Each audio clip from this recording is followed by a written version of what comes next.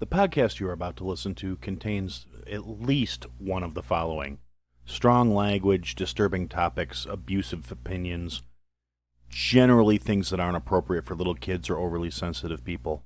So, if any of that stuff's going to get your nose out of joint, this is your chance to turn it off.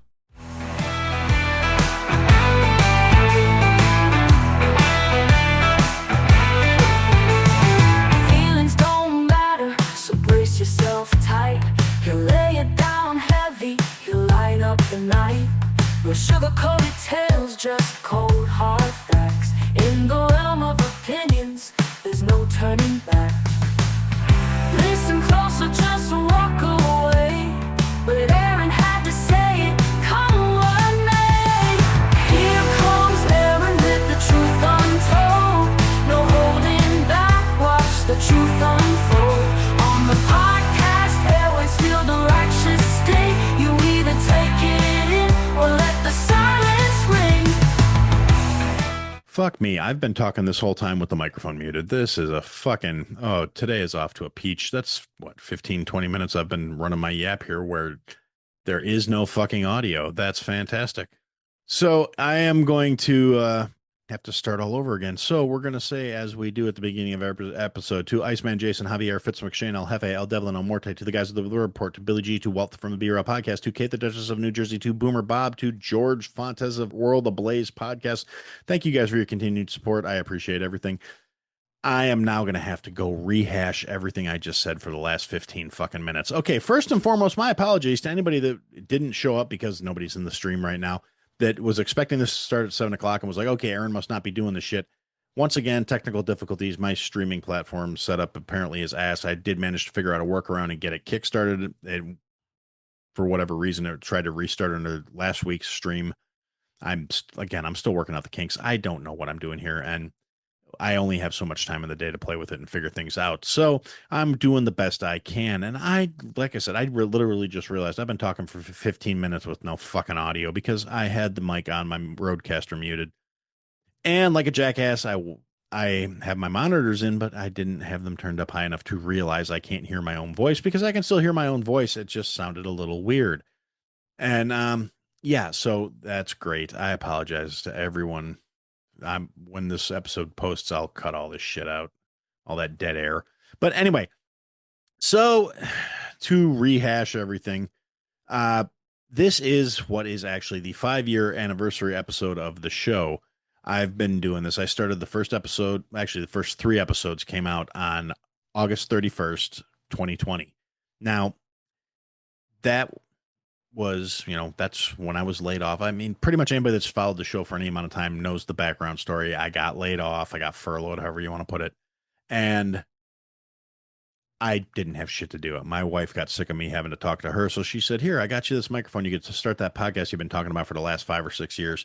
And, you can go talk to random strangers on the internet because I've already heard everything you have to say, you bald, boring fuck.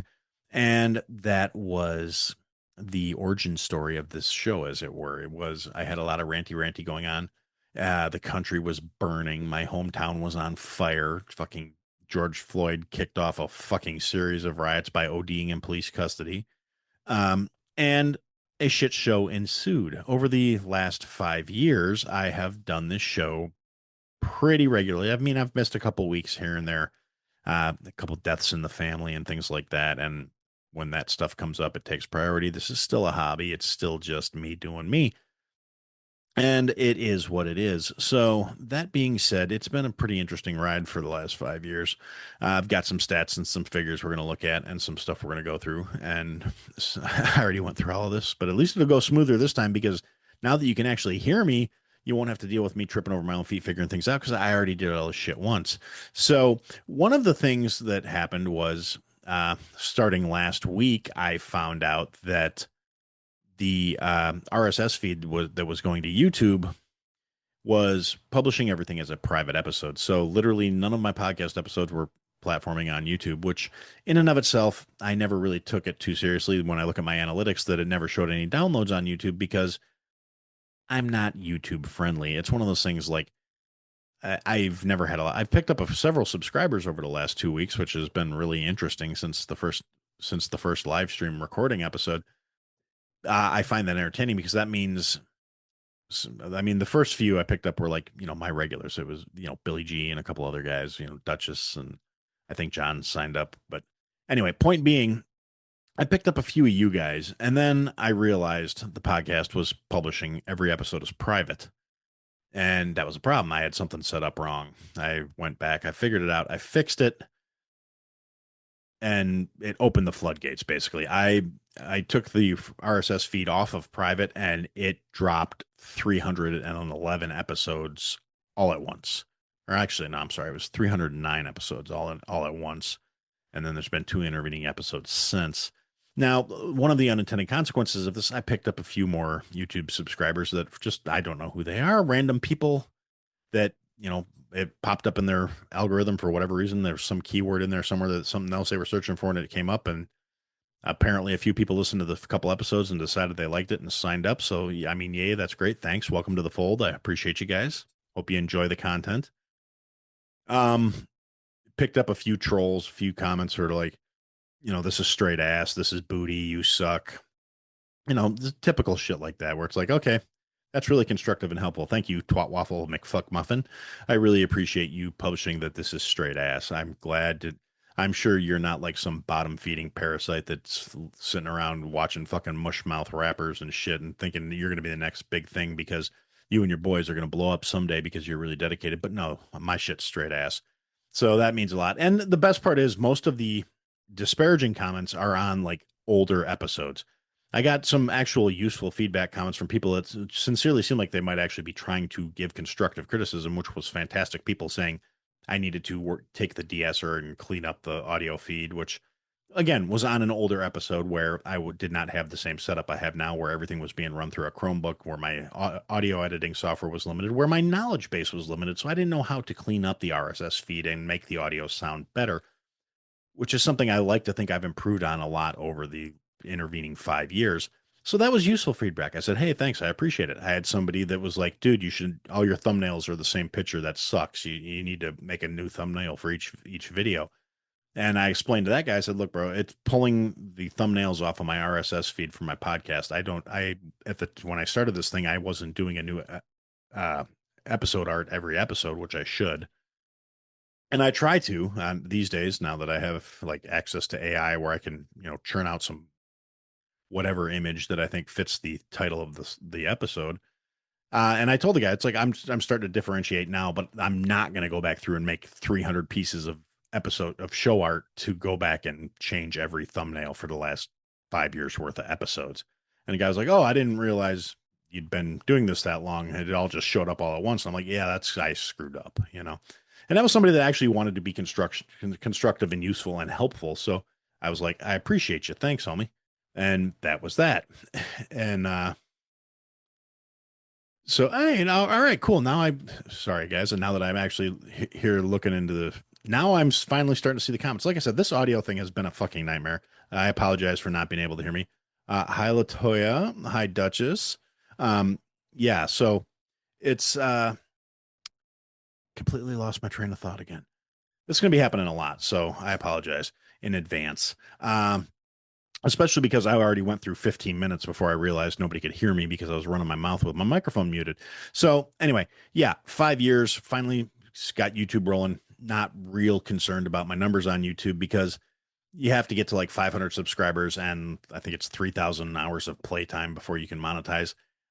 I'm never going to have that happen. I am not the kind of person who produces the kind of content that YouTube will push. I'm not going to self-censor. I'm not going to say certain words to place hold for other words that the algorithm doesn't like because I don't care. I don't do the show to make money. I do the show because I like doing the show. I do the show because, as long as you guys are still out there and you want to listen to me, I'm going to keep doing it. If nobody fucking listens to me, I'm still going to do it just because screaming into the void is good therapy for me. So for you new folks, that's something for you to just be aware of. It's going to be a thing. It's not going to change anytime soon. I am what I am, and that's all what I am. Thank you, Popeye. You were right when you said that.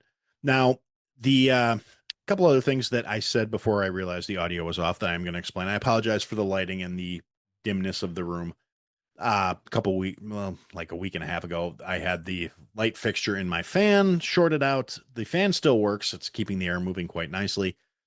light fixture refuses to turn around. I checked the bulbs. I checked the switch. I mean, it's fried. I don't know what's wrong with it. Was gonna change it out over the weekend so it would be well lit in here today. Threw my back out Friday after I got off of work and was basically a cripple all day Saturday and all day Sunday, laying around with Salon Pass patches on my back. Not sponsored, but hey, if Salon Pass is out there and you want to send me a free box, my back hurts all the fucking time. Now that could be because I'm horribly, horribly out of shape. It could be because I'm old. It could be a combination of the factors. But either way, yeah, climbing up and trying to replace a ceiling fan was not on the list of shit that I felt like trying to pull off over the last couple of days. So it didn't happen. So I am working with my my photography light back there, and then a couple of really janky like stand lights that I got a while back when I was like still trying to pick up hardware on the cheap to maybe I'll do live streams. I don't know. Maybe what am I going to do? I don't know how this podcast is going to go. I don't know how things are going to work. I don't know what I'm going to do with myself. And every time I got some weird email like, "Hey, this is a great deal. These are $10 for two LED podcast lights that get bright as shit." Yeah, they do, but the lighting on them sucks and they're on tripods. So if they're not, and they're little tripods, so they're on my desk, so they're weirdly positioned and I have to work around the monitors. And I really should just break down and get a ring light to put on the webcam or a better tripod for my frigging better cam because I actually do have my other camera hooked up here where what we're going to do is real quick. I'm actually going to switch over to the other camera just so you can see the difference because why not? John did this on the Boomer Bunker today. We're going to do it so you can see Aaron's other camera too. So here, this is my current webcam, the one I've used for every live stream, everything I've done thus to date. And this is the camera that is a fancier, this is a 4K picture. I mean, the lighting difference, obviously it picks up the lighting better. This thing's cool. It's got night vision and a bunch of other shit on it. But I was going with the old camera because honestly, like I said, the positioning on the new camera is not great. It's not, although, you know what? I think I like that picture better. Switch it back. Yeah, that's better. So yeah, the overall, like I said, it's a work in progress. I'll get better or I'll quit, one of the two. I'm probably not going to quit though. Most likely I'm going to get better because that's the kind of person I am. I get determined like that. But so I talked about that. I talked about the situation here. I talked about what else? People talking shit, picking up weird people in the comments, which hey, I mean, good for you guys, whatever. It's really like I said, I appreciate constructive feedback. I like people that leave me comments. I like to interact with you guys, but when you're going to say something stupid, at least make sure it's stupid and accurate. Like I said, don't say I'm complaining that the age of consent is too damn high on an episode where I talk about feeding pedophiles into chipper shredders. It just makes it show that much more that you didn't give me any kind of effort to actually listen.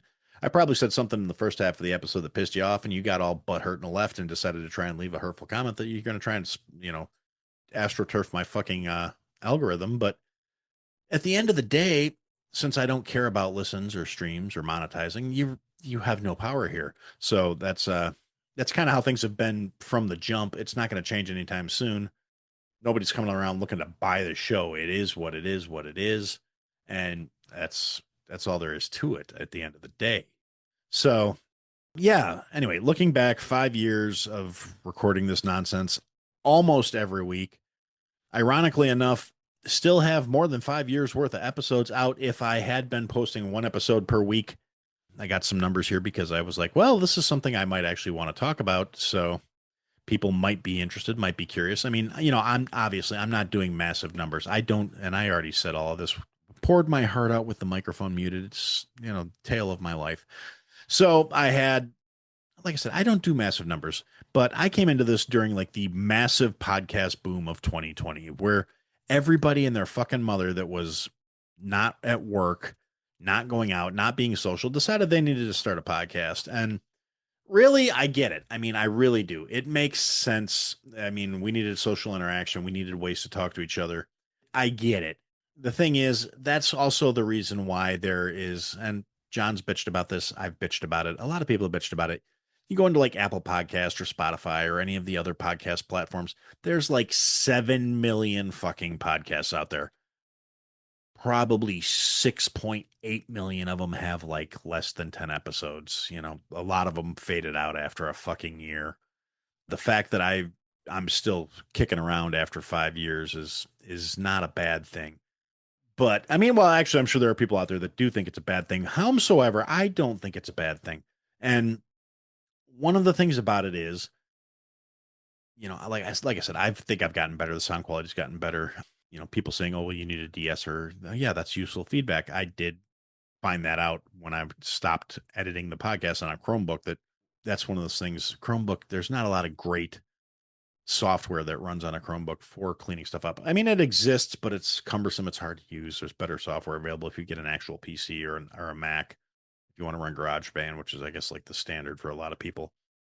But I do what I can. I make it work. I think I've gotten better. I think my microphone technique's gotten better. I think my editing has definitely fucking gotten better. I've learned how to do a lot of things over the intervening years, and hopefully the video and the live stream stuff will keep up with that, where it will be a thing. It will be fine. And you know, I'll get better at it as it goes and start cutting together video and doing, you know, doing shorts and clips and all that other stuff. I'm obviously not doing that as it sits right now because I don't, again, I don't feel the need to. It's it's not something I'm overly concerned about. Anyway, yeah, I'm rambling again. Shocking to anyone, I'm sure. Beyond that though, the whole the 5 years things, it's been a go. It's been a thing, you know. It is what it is, what it is, what it ain't. So in the last 5 years, like I said, I've done an episode almost every week. I took a week off a couple of times from, you know, like mental health breaks. Took some time off a couple of times because we had like deaths in the family or, you know, various reasons. Something came up where I had to be out of town and I wasn't about to just, you know, haul all this shit with me so I could record and put a half-assed effort in on a fucking, you know, in a motel room somewhere or anything like that.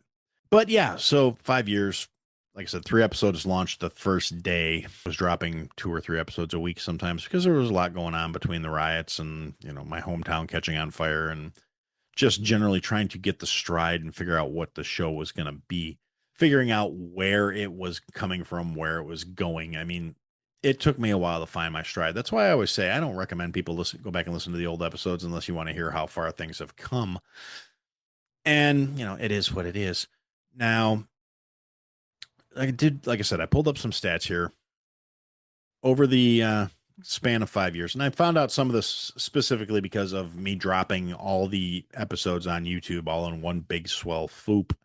And it was 309 episodes that dropped all at once.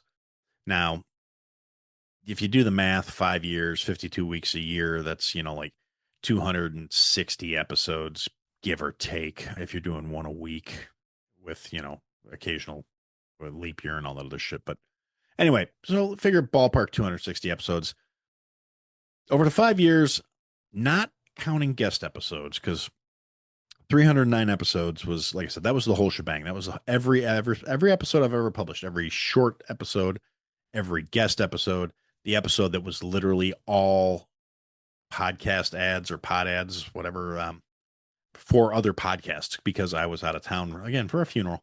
And I threw that together before I left, just using every clip that I had from every other independent podcast on the spectrum of people I interacted with. And I made like a 40-minute show that was just ads for other shows. But you take all those numbers out, we got 278 solo shows. Just me, the microphone, running my fucking yap.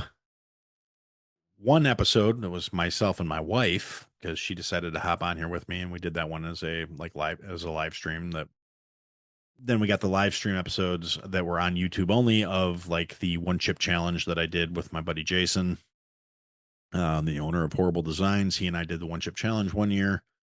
I don't think you can see it, but over there, the little pamphlets that come with the chip when you like, I completed the challenge. I got those hanging up over there just because I'm trying to tie the theme of this room to all tie into the podcast. So when I do finally get set up to doing video stuff, because I have some ideas for where I want to go with this. And if you listen to the most recent episode, which was a guest episode with the Dad Bod veteran John, he was Cool guy, real good, real fun to talk to. We talked for, a few minutes before the episode started, a few minutes after the episode ended. Just, kind of getting familiar with each other a little bit, getting to know each other. Like I said, really cool dude, good guy. Nice. I mean, that he took time out of his day to sit down and talk to me. So I'm like, that automatically gets you a start in the book. Wasn't, trying to push an agenda or anything. Just kind of, I'm glad for him that it took off. I enjoy his content. I've been following him since I started my social media stuff with, he was one of the accounts that I stumbled across. Like, TikTok suggested it to me when I was trying to decide when I tried to set up all the social medias because I technically have a social media account on every platform that exists out there except for like that one Chinese one, not TikTok Chinese, but the other Chinese one, the Weeme or whatever the fuck it is. Yeah, I don't have one of those, but or Red Note, which is short for the Red Notebook, the little commie thing. Yeah. Okay. Yeah, I don't have anything on those platforms, but all the other major ones, I set up accounts because I was like, yeah, I'm going to take this seriously. I'm going to bombard social media with my presence. I'm going to get the name out there. I'm going to get the show out there. And then, yeah, I realized really quickly I don't care. So, I mean, not that I don't care about the show, not that I don't care about all of you, that I don't care about doing social media. But like I said, he was a really cool guy because he's somebody who went out there and you can hear the whole how he got into it if you go listen to the episode. If you haven't listened to the episode yet, like I said, I really recommend checking it out. He's a very interesting guy, cool person, fun to talk to, just good dude overall. But like I said, at some point, I'm probably going to start cutting together shorts, and I have plans. I have some ideas. Those audio acoustic tiles in the background are going to be coming down. They're going to be doing some renovations in this room. Like I said, going to be trying to set up a multicam set so I can get different angles without having to move a bunch of shit around because that sounds fucking tedious. I want to be able to record from the cameras, come back over here, splice the shit together to get the angles and the takes I want. And that'll be that. Because if I can't do it simply, I'm not going to do it because I ain't got the time to create a whole nother fucking job for myself for something that I'm still, honestly, at the end of the day, just doing for shits and giggles. So, yeah, wow, that was a long, drawn out way of saying a whole lot of nothing. Anyway, so yeah, 278 solo episodes, one episode with my wife, 33 guest spots. Some of the guest episodes were actually had the same people on a couple of times. Had reoccurring guests. So I'm not going to sit here and go about the whole thing, but I've had other podcasters on. Primarily, most of the shows that I've had guests on from are no longer active, which is a shame to me. With a couple of exceptions, Iceman from Motor Cop Chronicles, Yeti F from 8750, who takes podcasting very seriously, and it's doing well for him. So I'm glad for that. Jeff's my buddy. He's good people. Let's see. Nope, nope, nope, nope, nope, nope, nope, nope, nope, nope. Lauren from the Beard Owl podcast, fantastic person, wonderful human being, great guest, fun to talk to. Her husband Russ, I say them. Russ was the host of the Infectious Grooves music podcast. The podcast is no longer active. However, their YouTube channel is blowing up. If you like vinyl, if you like music, if you like talking about videos, go over and check that out. He and Lauren work on that together now, and they talk about all kinds of stuff. It's a great channel. If you're a music person, you should give it a gander. You'll appreciate it. Who else? I've had Jamingo on here, the Duchess, Mike and Tabby Gray, my buddy Matty Mish from the Bromigos podcast, George Fontes of World of Blaze, new friend of the show, Blake from the Homeless Conservative. He was a good dude too. That was a good conversation. Really enjoyed that one. I plan on doing a lot more guest episodes going forward. I'm not going to actively be seeking guests, but I've been getting a lot more guest request emails recently. The thing is, screening them and vetting them for people I think I actually want to talk to is a bit of a thing. It takes a certain degree of, I need to think we're going to have a decent conversation before I'm going to commit to anything, or I need to have heard you somewhere else where I think, you and I are going to have anything worth talking about. It's really, it's hard for me because, like I said, this show is a hobby. It's not, I don't make any money doing this. I if I balance out everything that I have coming in from my wonderful subscribers, I will probably break even sometime around 2028 with all the initial stuff, all the money I've put into the show over the years between stickers and fucking, contests I've run and things I've done and all the hooting and the hollering and the shenanigans and mostly the equipment. The equipment, well, I am always, because I'm proud of being a cheap bastard. And while I'm always one to say, yeah, I got a great deal on X, Y, and Z. I got this for that much. I got that for this much. I didn't pay full price for any of this shit. And it's not entirely true. I did pay full price for my Chromebook, but that I can actually justify because I was thinking, since it was COVID, I was like, yeah, I might go back to school. I'm going to take some online classes. I need something to do my classes with. I don't have a shit ton of money because I'm laid off. So we're going to say, okay, this is great. And it's going to be what it is. And so I bought this Chromebook that was a couple $100. It was good enough to do the job. Work came for the money I had to spare. It was, it was good enough. It worked with the microphone Shauna got me for my birthday that started this whole adventure. I still have that microphone. It's still hooked up. It's an XLR mic. It still plugs into this Rodecaster. I'm not talking into it right now. It is the secondary mic for when I have another person in the room. I actually do have a couple of people that may be coming on the show, like in-person, in-house guests, which I'm actually kind of looking forward to. I think that'll be really entertaining because, yeah, it was all well and good having my wife in here and talking to her. I think it's going to be a lot more entertaining having some random-ass people that I happen to know that I think you guys will appreciate coming on the show. So that is, again, once I have to get some things fixed. I have to fix the lighting in here. I have to probably, replace that fan completely. I do have another light fixture. You guys don't care about that shit. But yeah, I need to get the lighting fixed. I need to get the seating situation in here straightened out a little bit better. I have my desk chair in here right now, and that's about it in terms of I don't have a chair for somebody else to sit in. I don't have two matching chairs that I think would look nice in a conversational setting, which is really what I kind of want to go for if I'm going to have guests on the show. We're going to be doing video because why the hell not? If I'm going to live stream stuff, I should live stream stuff. And like, I can't guarantee that there will be video from all the guest episodes because unless I really double down on wanting to edit video, you either see it in a live stream, which I'm not live streaming the guest recordings because I just don't want to do that. I don't want to put other people in that position. But I'll live stream episodes, and if I decide to start editing video, then maybe I'll think about posting the guest episodes as video episodes as well. I know a lot of people like that, format. They like watching their podcasts as opposed to listening to their podcasts. But a lot of people, podcasts were originally not a video medium as far as I'm aware of. When I heard of them back in fucking 2012, they were fucking audio. So, but again, whatever. I'm getting off the point here. So yeah, that's kind of where we're at in terms of what's been going on here. That's what I covered in the first 20 minutes where I was talking with the microphone muted because I'm a freaking genius. And beyond that, it's another fucking week. It's another case of the same old shit. I've managed to anger the leftists on X, which is always fun for me. It's not that I really want to. It's just I can't fucking help it.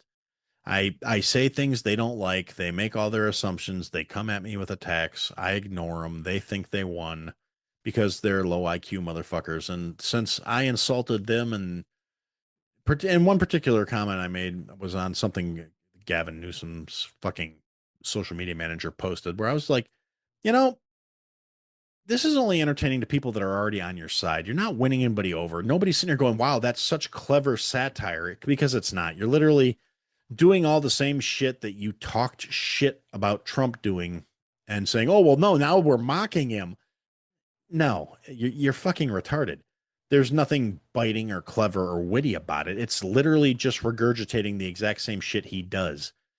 There's no spin on it that makes it all of a sudden seem like it's not a commentary on his content. It's not biting. It's not witty. It's not clever.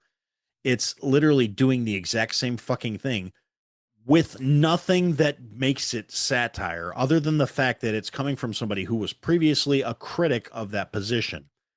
You try and explain that that's not satire. It's just doing the same shit.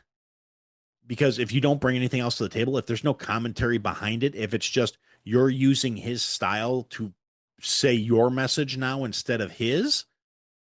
I mean, I feel bad because apparently that's just, it's a shortcoming in this generation where, and I'm sure some of it is people that are old enough to fucking know better because they grew up when I grew up and they had access to things like Sam Kinison and things like George Carlin and Eddie Murphy and Richard Pryor and Mel Brooks and things that actually taught us how you were supposed to be that salt in the fucking wound to things that you thought were wrong, how you were supposed to mock things in an intelligent manner that got your fucking point across, but were still entertaining. And that's what really just fucking gets me about these retards they got running Gavin Newsom's fucking social media. I understand he's trying to make a presidential run. He's trying to get name recognition. It's working to a certain extent because the people that are hardcore dedicated leftists are so desperate for somebody to throw their weight behind that they think this is fucking earth-shattering, hilarious satire. But it, like I said, it really brings no content or quality to the fucking table. And I basically said as much in there. Oh, well, obviously you're a MAGA snowflake and you're triggered. And you must, if my temperature is room temperature, yours is freezing because you don't get it and you're upset. And it's like, no, you retarded fucks. The fact that every single comment that was a reply that to my statement on the Newsom post started out with "you MAGAs." They all make the same fucking assumption. I mean, oh my God, I chose to critique the asshole they decided to throw their support behind. I said, hey, this isn't funny. It's just sad copying. You're not doing satire just by repeating things in his style. It's not satiric. It's not biting witty comedy. It's just taking his style and saying your dumb leftist shit in all caps. That's literally what these posts are. And saying that people have Newsom derangement syndrome because everybody talks about how leftists are obsessed with Trump and have TDS, which I think is legitimate. It's actually accurate. Nobody's fucking obsessed with Newsom except for Newsom and his fucking supporters. The rest of us that are like more centric, not the MAGA cultists, right, motherfuckers, they don't really give him that much consideration either. He doesn't live rent free in anybody's fucking head, contrary to what his fucking people might think. We just think he's a slimy sack of shit, and we don't understand why it is you are all throwing your fucking support behind this sack of shit. And me personally, I mean, he is a fucking sleazeball. There is nothing about him that doesn't scream inauthentic sack of shit. He wants to talk about, morals and blah, blah, blah, and how great California is and how his favorite one is, it's the fifth largest economy in the country or in the world.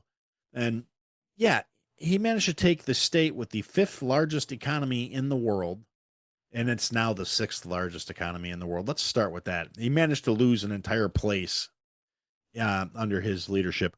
Secondarily, he managed to take a state that should have a budgetary surplus and add a $56 billion deficit to their annual budget and trending to go higher. So he has wasted $100 billion fighting homelessness, which is worse than it was when he took office. He spent $23 billion on a train track to nowhere, a high-speed rail thing that got something like 1,800 feet of track laid, I think.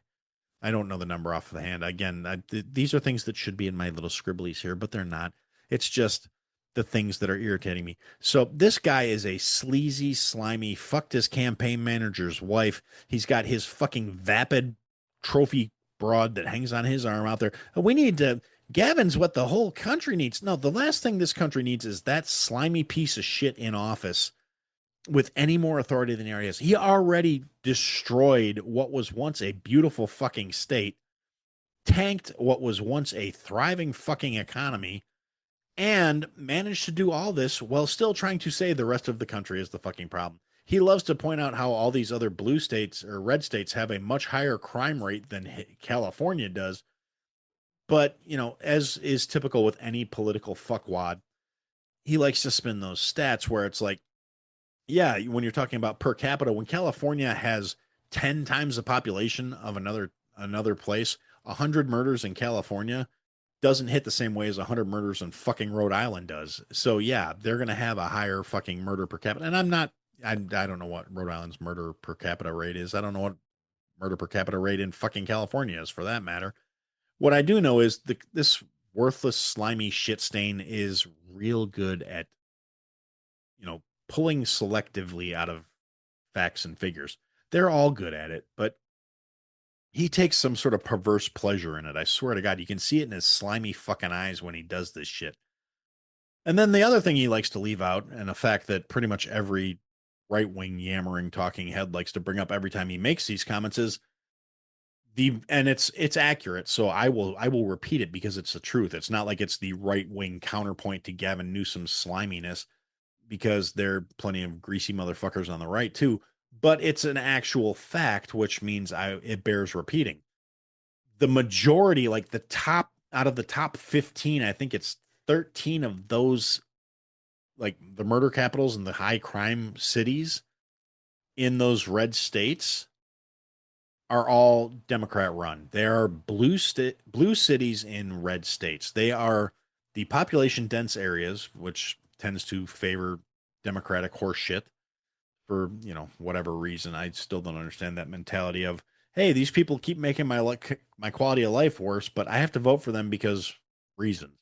But again, not the point. The point is, out of the top 10 murder cities in the country, yeah, they're all in red states, or not. Well, I shouldn't say they're all, but the majority of them are in red states.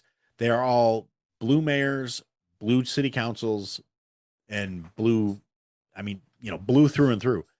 They're soft on crime judges that let criminals out with any actual fucking punishment or consequences for their actions. It's a farcical shit show at best, and at worst, it's deliberately trying to take this country apart. And it sickens me, it disgusts me, it bothers me. And the fact that people are so willing to turn a blind eye to it and to try and hop behind this slimy motherfucker and say, oh, hey, there's our next presidential hopeful boy, a guy who took the most beautiful state in the country, the most prosperous state in the country, and ran it into the fucking ground, where there are literally shit tracking apps for every major city on the fucking thing, where there are cities where you can't go outside, where people are exodusing, where jobs are leaving, where tax money is leaving ridiculously fast because it's a shithole and it's unsustainable. The cost of living in there is obscene. I mean, it's pretty much obscene across the country, and that's a whole nother conversation I could get off on. Especially since I was just talking about home purchasing prices and things like that, and it's kind of at the forefront of my mind. But hopefully there'll be a correction. The market will go. Realistically, as long as the Fed still exists, it's still going to be a fucking problem, because they aren't doing us any fucking favors. Their existence, the Fed exists to protect the banks, not to protect the people. All they give us is an inflation, pretend money, and fucking horse shit. We need to go back to an actual tangible standard for our currency. The conversation I was actually having with the wife the other day, where we were talking about how when the minimum wage was established, it was $1.25, because $1.25 was 5 silver quarters, 5 90% pure silver quarters.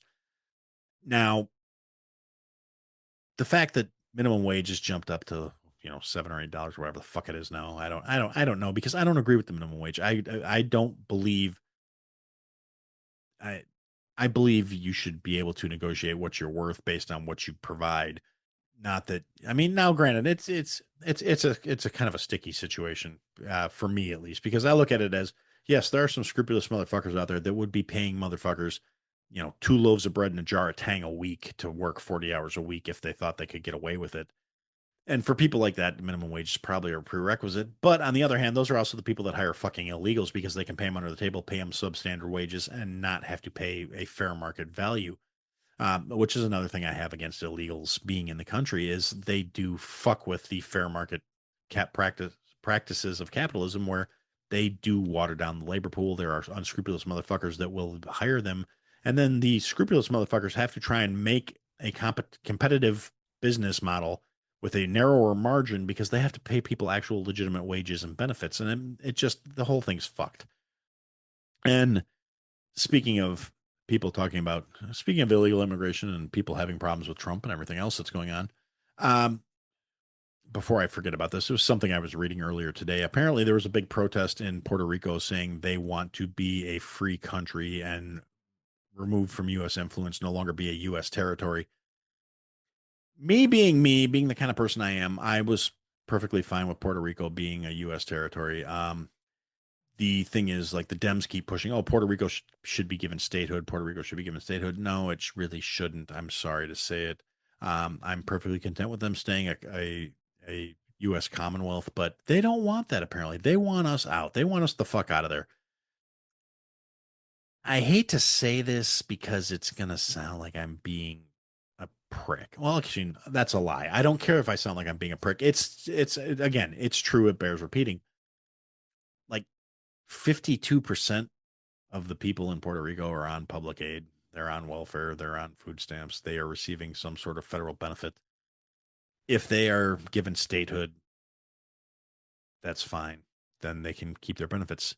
If they get their way and they say, hey, you know what? We don't want you. Get out of our country. We're going to be a free and independent country. All of that shit stops like immediately because it's a foreign country. We're under no obligation to support their population. I don't think a lot of these people protesting realize that because they're all very left-leaning vocal assholes. And that's why Democrats keep pushing for Puerto Rico to get statehood, is because it's an extremely left place. It's their ideal situation. It's a population that is majority dependent on federal assistance, on the government taking care of them, on the nanny state making sure they can live. I mean, the country will collapse if they get their independence, like these fucking morons protesting or asking for it. And anybody with any common sense could probably see that with a very small look.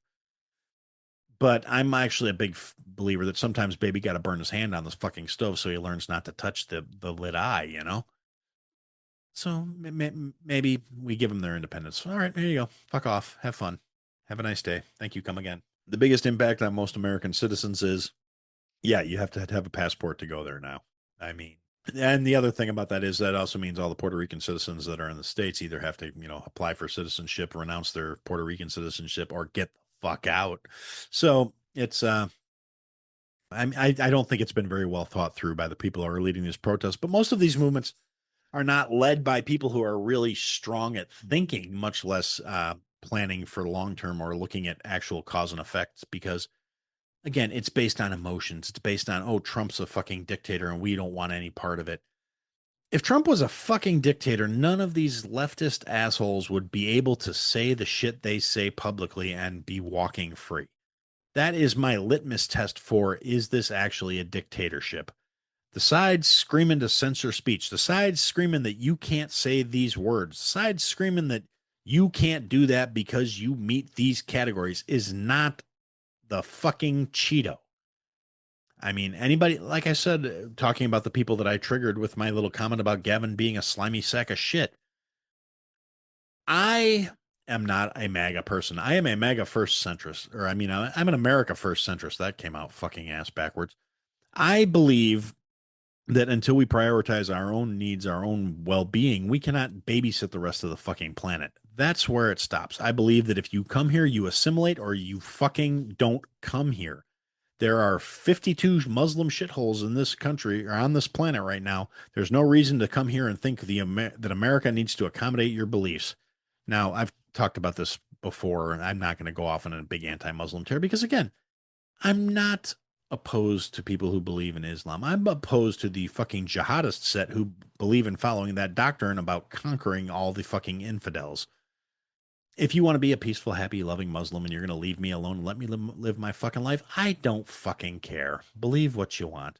The minute you start thinking I need to live my life according to your religious values, you can go fuck yourself. And that goes for also any extremist Christians, any fucking extremist anything. I said this a couple episodes. The only thing I've never heard of an extreme Buddhist. That's pretty much fucking it. Anybody who wants me to live my life according to their values, fuck yourself sideways. I have no use for you. You're a fucking sack of shit. I'm sorry. I'm willing to extend you the courtesy of allowing you to live according to your belief structure. You have no right to deny me that same courtesy. And the second you start to do that, I immediately cease extending that courtesy to you. So do with that what you will. I don't fucking care. Somebody's going to clip it. Somebody's going to take it out of context. I don't give a shit. Again, which is the kind of stuff I say that will have me never ever monetized on YouTube. It is what it is. I'm not losing any sleep over it. There was this happened in Scotland last week. There's a young lady there. She's gotten arrested. She's fucking 12 years old, right? Now, Aaron, you might say to yourself, why did this poor young lady get arrested? Well, she got arrested because she pulled out a machete and a fucking hatchet on a foreign individual, and he was recording the interaction, and she was screaming at him because now there was a lot of context not in the video that came up after the fact. But yeah, so she had offensive weapons according to the British government because she had a hatchet and a machete because she felt the need to carry these things to protect herself from the foreigners that were, intruding upon her country. And I come to find out after the fact that her older sister, who she was actually coming to the defense of with said hatchet and machete, was assaulted by a female migrant, and then the male migrant jumped in on the party. Basically, the female grabbed her hair, pulled her back, and he started kicking her. And God knows what would have happened next had the young lady not pulled out her bladed weapons. Now, this immigrant takes the video, goes viral. UK government does what it does best and fucks over its own citizens in the interest of these fucking foreign invaders. Charges a 12-year-old with possession of deadly weapons. It's fucking pathetic. Now, at the same time, when they're trying to talk tough, like they're getting fed up with the immigrants and blah, blah, blah, blah, blah, you have the Keir Starmer and the fucking Labor Party, and they're a fucking joke. They're literally they've made arrangements with the hotels in the area that they want to, like billions of pounds sterling in arrangements to go out and shelter these people. They're talking about how, oh, well, yeah, we need to start securing our borders, but they can't actually do anything because they're in a bunch of treaties about different countries that basically prevent them from being able to deport any of these motherfuckers. So they have no legal recourse to get rid of the people that are already in their country causing a fucking problem. Not that they seem to care, because they're definitely not coming down on the side of their citizenry. They're just coming along and being stupid. So I've said it before. I'll say it again. The UK is a conquered fucking nation at this point. The people are getting fed up. I hope it's not a case of too little, too late. I'd love to get some fucking, I'd love to get some good news out of the UK. I mean, that's ancestrally, it's kind of, Scotland is part of my family heritage, and I would love to hear good things are going on there. But they're getting, they go out and they're putting up British flags all over the place, and they're getting torn down, and they're getting arrested and charged with hate crimes for saying things like, we don't want you fucking criminal dirtbags to keep raping our women and children. And you go to jail for saying that things if you live there. There was a group of men that had a 12-year-old girl chained up in a fucking house for months and repeatedly was raped and violated in every way you can imagine by a bunch of fucking migrant fucking assholes who had no business being there. Several of them were under deportation orders already, but they're still fucking there because they have the same weak-minded liberal soft on crime bullshit going on, where they're letting the third world replace them. There are literally, and they're starting to get to the critical mass where they're not trying to hide anymore. They're starting to actively demand it. They have, Muslim townships and mayoral candidates and village board candidates, and they're saying now we want to implement Sharia law. And it's like, if you really want Sharia law, go to one of the 52 fucking countries that already have it and fuck off. If it was so fucking phenomenal, you would have stayed there, but you didn't. You left. So you're either doing that because your intent is to fucking wipe out the rest of the planet and only have your one faith and blah, blah, blah, which is what a lot of them believe. It's not, like I said a couple episodes ago, I've read the fucking book. I understand that's one of the tenets of it. That's why a certain degree of ire comes out of me when these things come up.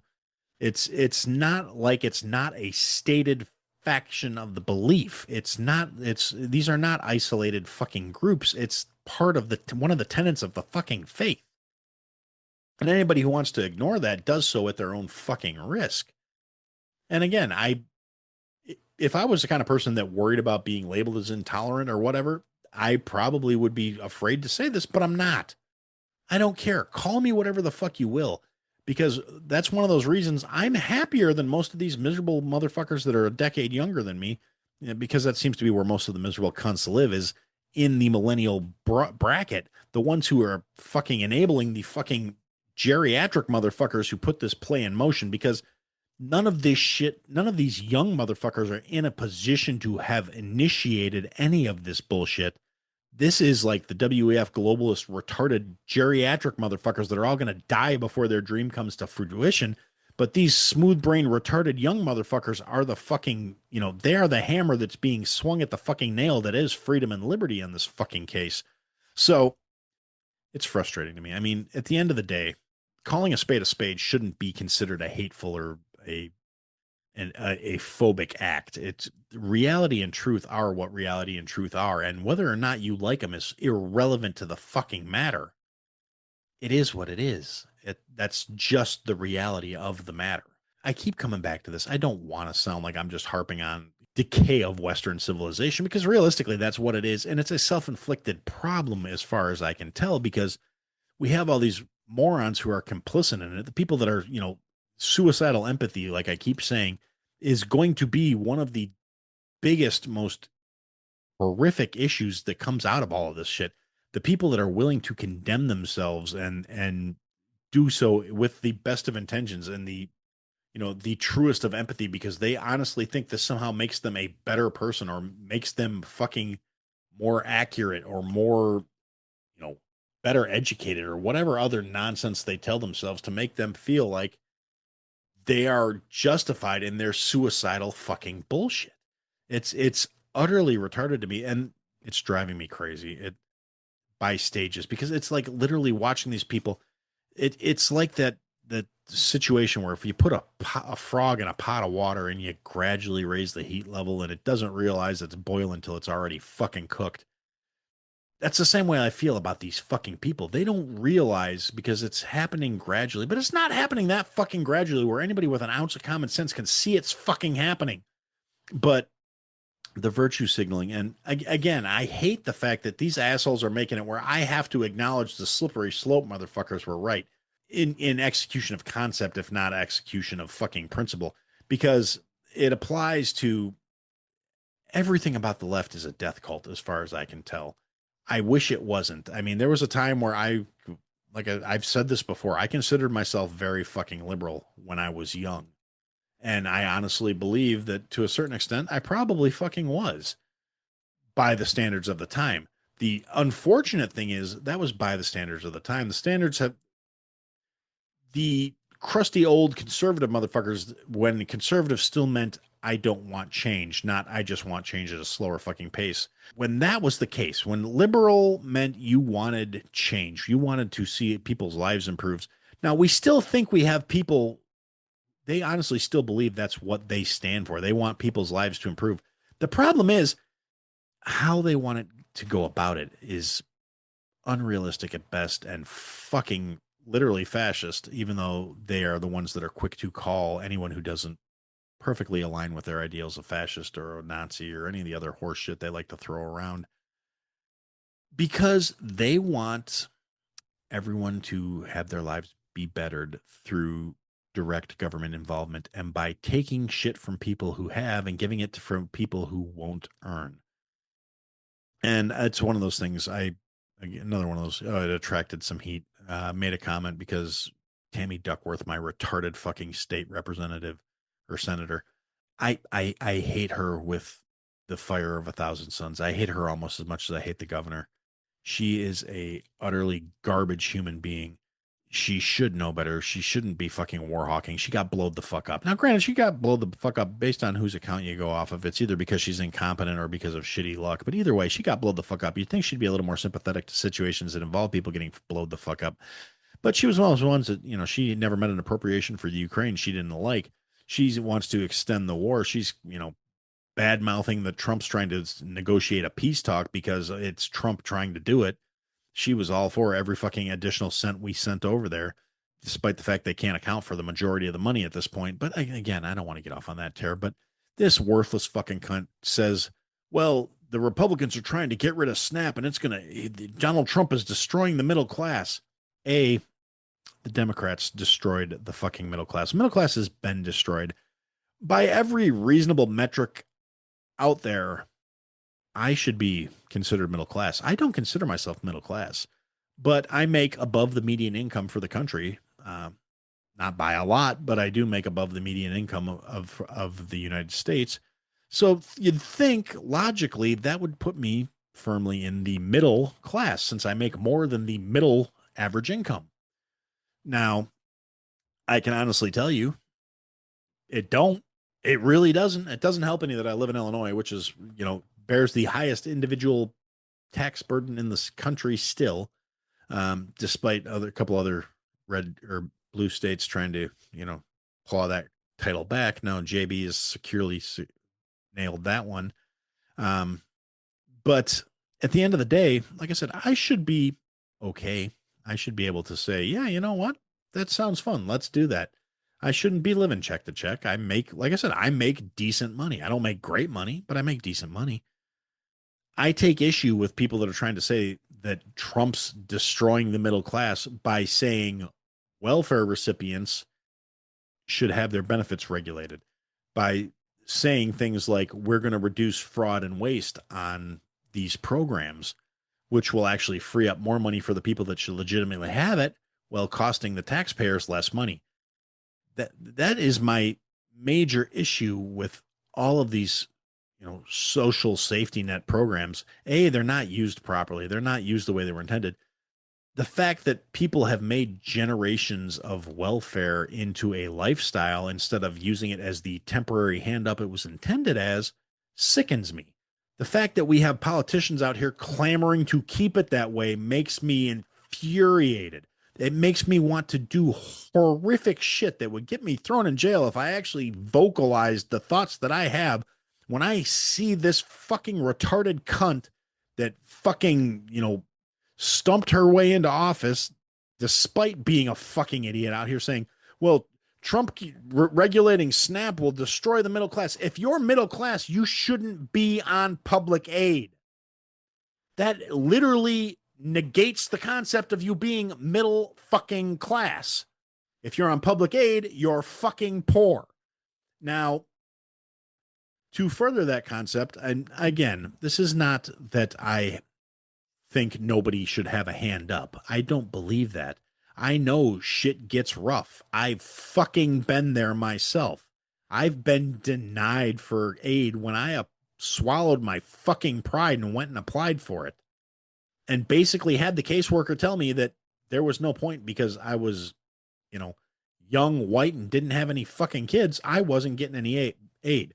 Now, I was trying to keep my fucking heat on because winter was coming and I had 2 unemployed fucking roommates and I couldn't afford to pay all the bills by myself. That was literally all I went. I went to apply for heating assistance and I got my case closed by a bitch who I said, can I get that in writing? And she said, do I look fucking stupid? The system's broken. They know it's broken. They capitalize on it being broken. And it infuriates me that I have these fucking self-important political parasite motherfuckers who don't seem to realize they work for us. They're not our bosses. They're our fucking employees. But they want to sit here and dictate to us how things should be. And they want to fearmonger and they want to say this retarded shit saying Trump is attacking the working class and the middle class by destroying SNAP benefits. No, when the RFK and Trump say, hey, you know what? You can't buy candy and snacks and sugary shit and soda with public money. I don't view that as an attack on the middle class. I view that as a perfectly reasonable restriction that people who are on public aid don't need to be spending that public aid on unhealthy shit. Buy nutritionally dense, healthy options, fucking cope. No, you don't deserve Coca-Cola with my fucking money. No, you don't deserve ice cream and candy and cookies and fucking ding-dongs and ho-hos on my fucking dime. Particularly, and once these, statements went out from the federal government and from the administration and was amplified and echoed by fucking leftist talking heads saying how terrible it is and rightists saying it's not terrible enough and all the fucking in between. You get all these entitled fucking freeloading sacks of shit. And, you know, like I said, I'm not opposed to the concept of helping people. So before you want to fucking get your pitchforks and your torches, bear in mind, I don't have a problem with temporary help. I have a problem with encouraging a parasitic class that contributes nothing but little bastard kids that are going to grow up and be further drains on society to the equation. That's where I take issue. If you are a unemployed bitch that has 5 fucking kids by 4 fucking men and none of them are around, none of them are contributing, and the government is paying for everything you get, no, you don't get cake. No, you don't get ice cream. No, your kids don't deserve treats.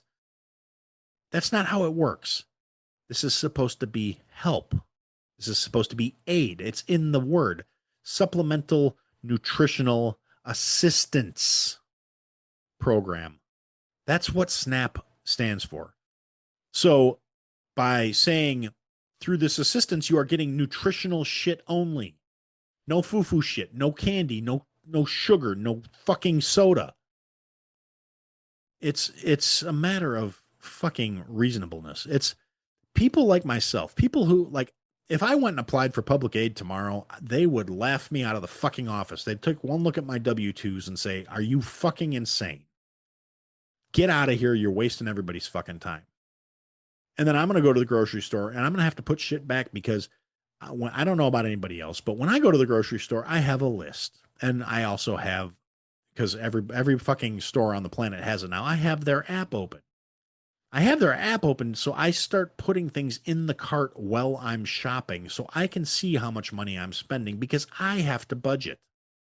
I know I only have X amount of dollars to go towards food, and then I still need to pay for my gas. I still need to pay my utilities. I still need to pay my cell phone bill. I still need to pay all my other bills.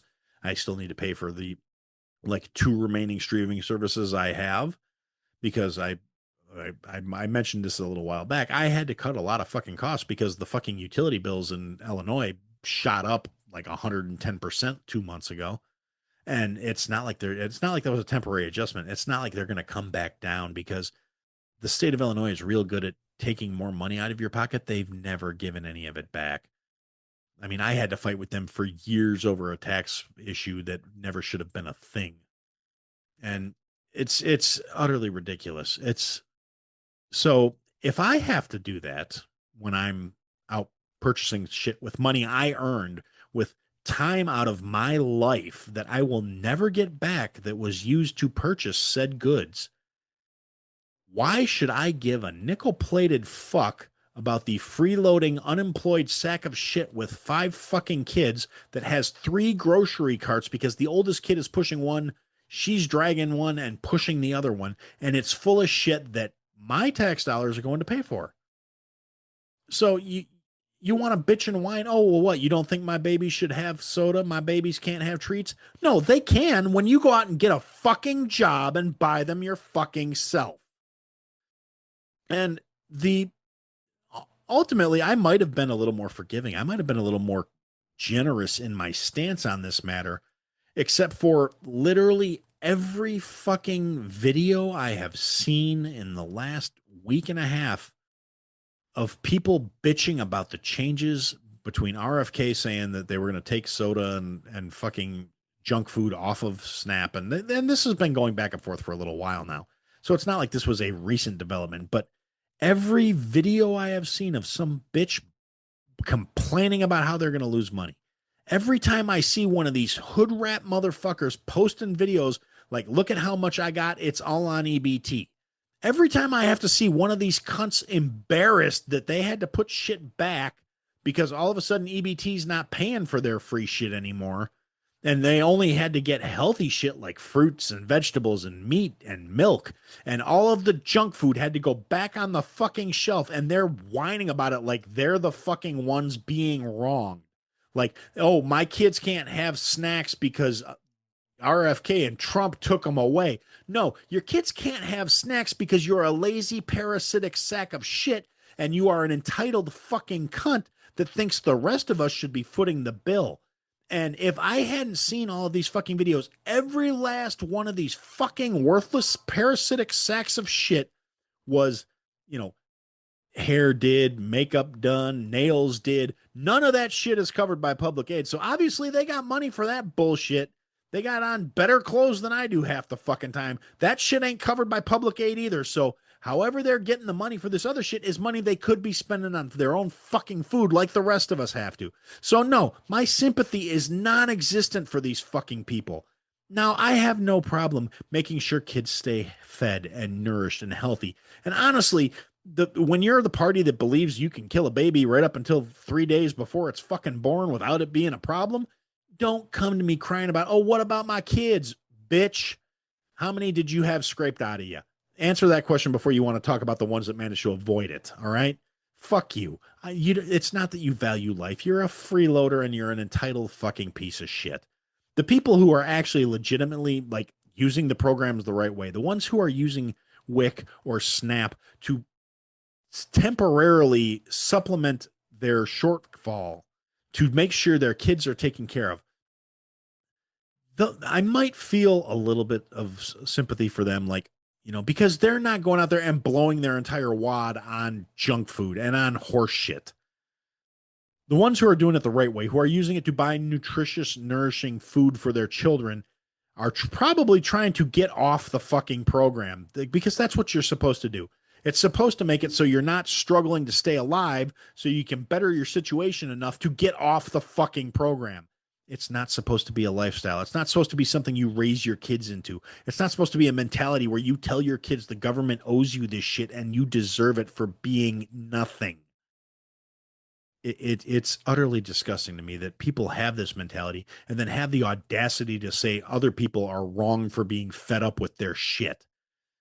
The just massive amount of entitled fucking bitches I have seen, and I shouldn't.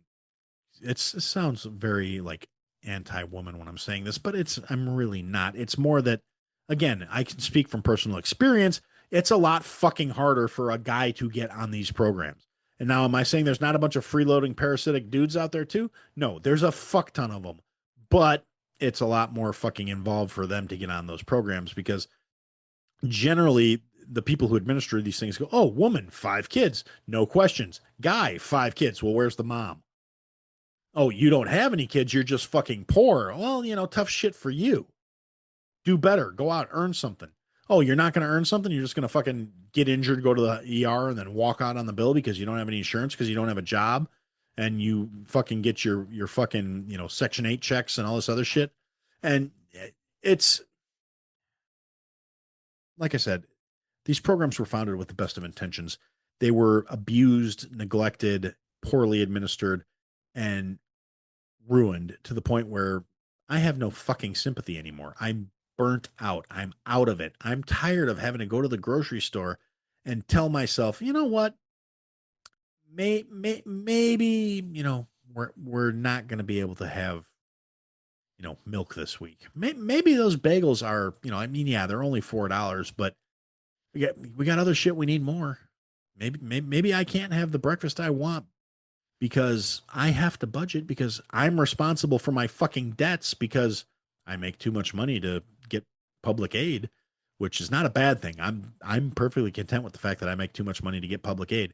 What I'm not content with is seeing a bunch of freeloading people with no fucking desire to better their lot in lives, low expectation having motherfuckers who are content to be this fucking feckless, useless, parasitic sack of shit sucking at the tit of society. It's not that I have a problem with helping people. I have a problem with people taking advantage of the help. That's why I don't help people in my personal life after you fuck me over once or twice. I have family members, like people I share DNA with, that know better than to fucking come looking at me with a handout because the last time they did, I said yes, and they fucked me. If you make an agreement with me and you don't keep it, you don't get a second chance to fuck me over. And I'm getting really tired of being fucked over at the barrel of a fucking gun by a society that takes my money to give it to people that have no intention of doing the right thing. People that think they somehow deserve this shit for imagined slights and shit that never happened in their lifetime. So they think they shouldn't have to fucking work to have everything they fucking want. It's everybody else's responsibility to make sure they're taken care of.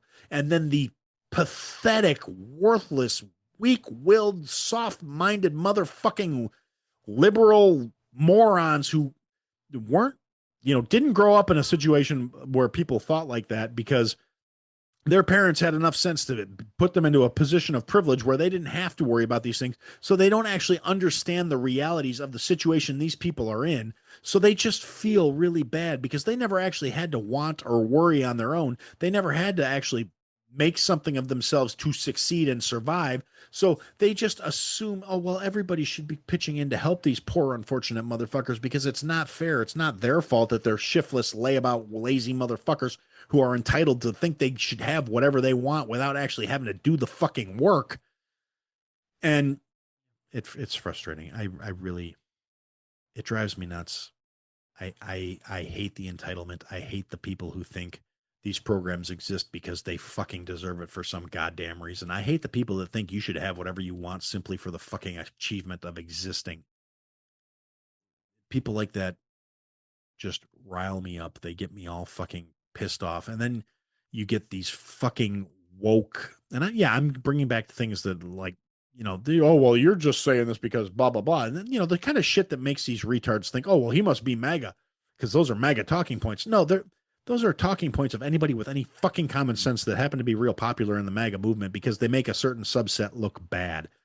I don't bring these issues up deliberately to make leftist retards look like the retards that they are because I've got no problem calling out the right-wing retards at the same fucking time for the dumb shit they do.